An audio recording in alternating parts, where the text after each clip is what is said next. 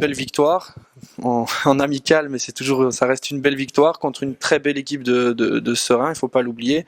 Qu'est-ce qu'on peut retenir d'un match pareil?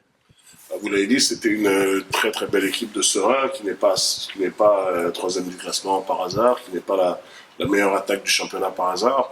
Ce qu'il faut retenir, c'est qu'on a joué aujourd'hui sans Samuel Fabry, sans Issa Baradji, sans Wilfried Dalmat et d'autres encore, et ça a permis à certains joueurs qui ne jouent pas d'habitude, certains qui n'arrivent qui ne sont arrivés qu'en début de mois de janvier, et puis à nos plus jeunes joueurs aussi de l'équipe réserve de faire leur premier pas.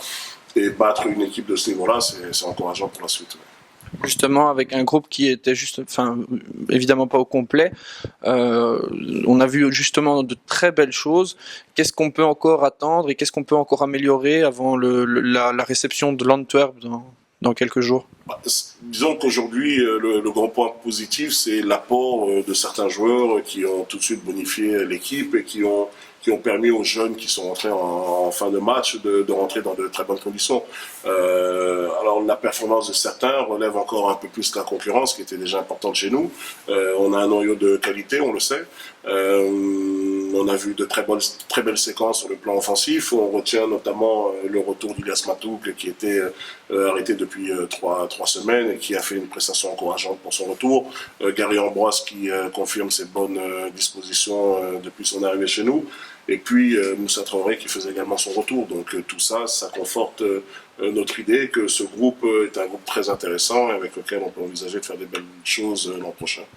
Quel était l'état d'esprit et l'ambiance après ce résultat dans le vestiaire?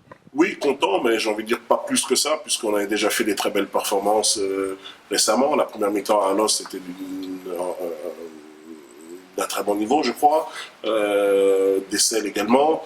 Contre OHL, je crois qu'on fait une partie intéressante, surtout à 10 contre 11 pendant une heure de jeu. Donc, je veux dire, en soi, la victoire n'est pas un accomplissement pour nous, dans le sens où on avait déjà réussi des belles performances pour le passé, mais sans l'efficacité dont on a fait preuve aujourd'hui, et qui nous permet, à mon avis, logiquement, de prendre l'ascendant sur.